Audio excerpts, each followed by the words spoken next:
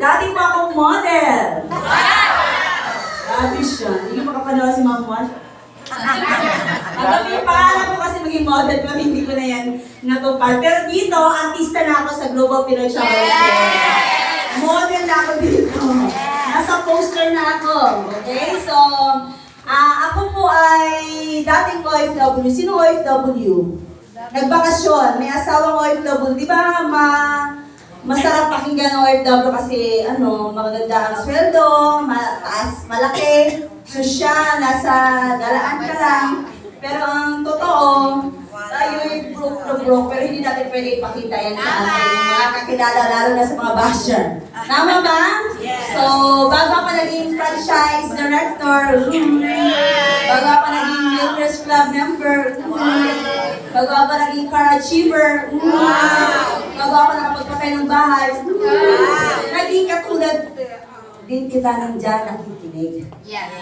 Isa din akong dating walang alam sa pagdinegosyo, dati din akong nangangarap lang din. So, hindi naman kasi aksidente na gamit natin ng business. So, bago ako naging negosyante dito, empleyado, wala na pa akong magulang, 16 years old pa ako, wala nang magulang. So, pangatlo sa panganay, siyang kami magkakapatid, naging independent at naging talaga ako. Nasumika para matulungan yung mga kapatid ko. So, mababa ang sahod sa Maynila, ay sa Butuan, sa Mindanao, pumunta ng Maynila, nagtrabaho, nagipagsapalaran, at sabi ko sa mga kapatid ko, tutulungan ko kayo, magtatrabaho ko dito. Pero pagdating ko kasi dito, ako po ay In love.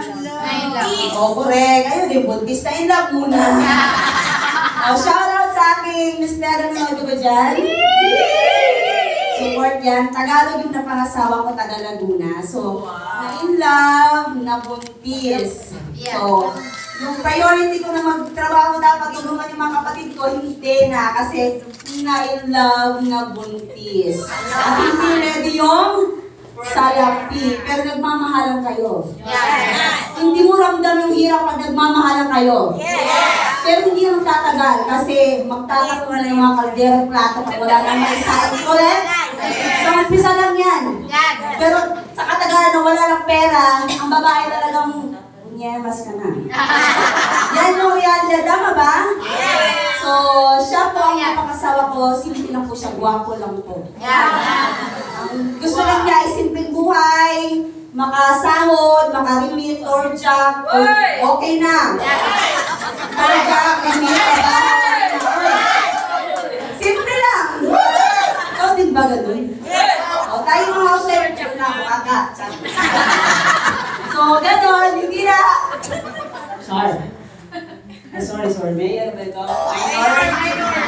So, yun ang realidad ng buhay ko. So, hindi ako naskontento lang. Ibig sabihin, ambisyosa ako. Sabi ko sa kanya, babe, ayun ang pera, babe pa rin, babe. Parang hindi tayo okay na ganito. Nakikita ako sa bahay niyo, nakikiapid ako. Hindi ako naglilinis sa bahay nito, naglilinis ako. Hindi ako makapamili ng ulam. Siyempre, nakikiapid ako. Di ba gusto ko ng freedom? Ay, gusto ko pang matulog, hindi ka makatulog. Kasi, baka sabihin tamad naman ng babae ko. Correct? Kung separate tayo, nag-separate kami, katabi lang din ng bahay nila, tapat, wish yan. Apartment kami, na doon na, one-stop shop na. Doon na yung kusina, bed, sala, one-stop shop apartment for 5,000 pesos. Kasi, diretso agad may bayad lupa na. Wow, ha? Diba? So, anak ko sa just at least. So, to make it short, my life, hindi, nagmamahalan pero hindi sapat ang ganito. Kasi lumalaki ang bata, may gusto ko ibigay sa kanya, hindi ko maibigay kasi wala akong income. At gusto ko makauwi sa Butuan, wala akong bayad ng ticket, gusto kong bumili ng bag, gusto ko ng something, hindi ko mabili kasi walang pera. So, hindi naman tayo tinuturo dito mukhang pera, pero tayo ay talagang mukhang pera. Kasi hindi pwedeng walang pera. Pokre na lang ang ayaw walang pera, di ba? So, sabi ko sa kanya, babe, kung okay ka na dyan dito sa Pilipinas, ako na lang. So, nag-abroad ako. So, doon ako nag-abroad sa Taiwan, iniwan ko yung anak ko, diyan ka lang na. Then sa Butuan, after 3 years, mayaman na ako. Wow! Sino ba nag-abroad na para maghirap? Nagabot ka ba para maghirap, Day? So, positive, pag nagabot-isisahod ka ng 40 to 50 mil. So, 2015, pinakamalaking sahod na nakuha ko is 10,000. So, 2015, feeling ko mayaman ako sa 40,000. Huy! Gets mo ba? Yes! So, positive di abroad, pero pagdating ko kasi sa abroad, hindi naging ganun ang buhay. Reality ng mga OFW, kung hindi malakas ang loob mo, wag ka na Abroad. Lalo pa ang mga kaaway mo kapag mo Pilipina, akala mo tagapagmana ng kumpanya. Yes! Correct? Yes! Ano makapag-utos para sa tayo ng sweldo dahil. So, wag kang mag-abot kung hindi malakas ang Oh. Huwag kang kung iyakin ka, wala nang Abroad. So, wala kang nakikita iyakin na abroad kasi makakapal ang mukha namin, malalakas ang loob namin at talagang mga ano kami. Palaban! Nakasakit, yes. Na-homesick, yes. Pero nung 3 months po ako doon sa Taiwan para inuwan ko yung anak ko, video ko lang alam ng OFW, tama? Yes! Hoy! Yes! OFW! Video call! Hali ka sa screen! Correct? I love you! Kumain ka na! Ba't ang mga kala? Or yung Tagalog mga tayong mga baliw! Ah! 3 years old yung anak ko, sabi ko, King! King yung anak ko. Pwede ba mag-I love you kasi mamaya magtatrabaho ako. Mamaya, tatrabaho naman ulit. So, 3 months pa lang to ha, video call. Tapos, nandun nagtatrabaho, mata na yung kita. Kayo talaga. So, nagkasakit na ako doon. Pero, makita ko lang yung anak ko, okay na. Tama? Tama. Makita mo lang yung pinagugutan mo lakas, mawawala yung... Pero nung moment na yun kasi, naka-on lang yung camera, paikot-ikot siya, palang takbo-takbo, at sabi niya sa kapatid ko na may hawak ng camera, sabi niya, kain na ako, Mama Renda. Ang tinatawag kong mama ng anak ko, yung kapatid kong si Renda. Nawala na po si Risa sa aking anak. Yun po yung moment na masakit sa akin na hindi ko inisip na yun ang pwedeng ibalik sa akin na hindi na ako makilala ng anak ko kapalit ng 40,000 sa abroad. Tama. Yun ang concern. Off yung cellphone, sabi ko, ibalita mo na lang kung ano nangyayari sa anak ko. Umiyak sa CR, walang nagawa, walang mama, papa na masumbungan. Panginoon lang. Sabi ko, Lord, pauwiin mo na ako. Pauwiin mo ko kasi hindi ko kaya, hindi ako kilala ng anak ko. Pero may sumasagot dito, hoy, 3 years kong kapatid. Lord, pauwiin mo na ako, hindi ko kaya. Sumagot dito, may lending ka pa.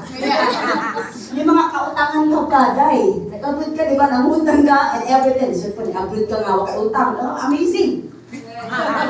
Sino nag-abroad daw ng utang? Ikaw ang pinagpuan. Maswerte. So, to make it short, naging answered prayer ko ang Global Pinoy Travel and Tours kasi lumabas siya online.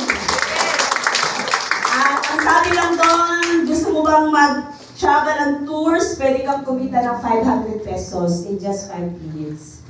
Grabe no, 5 minutes. Ilang minimum at 2015 sa Butuan, 280. Hindi yung itong post.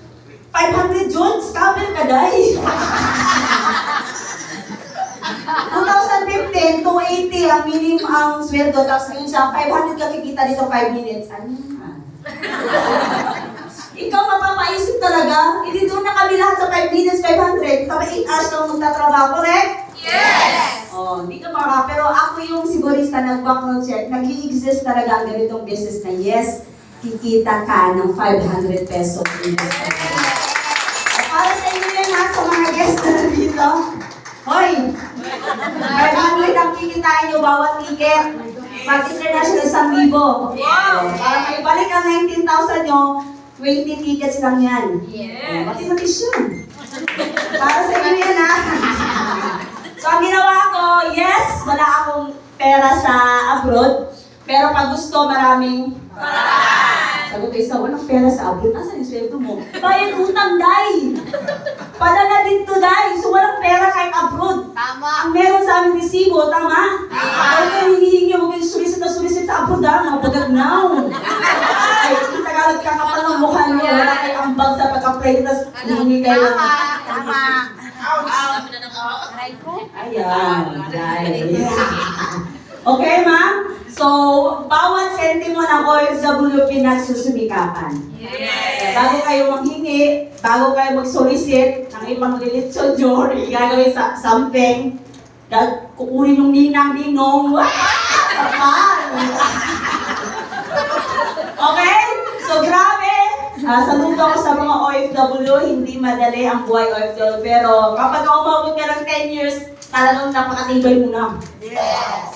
Pag umabot ka ng 20 years, super tibay mo na. May 30 years ba? Talagang pagbato mo na. Ano nangyayari? So, isa ko sa nagpapatunay dito na OFW, doon ako nag-start. O sige, doon na lang din. Charot.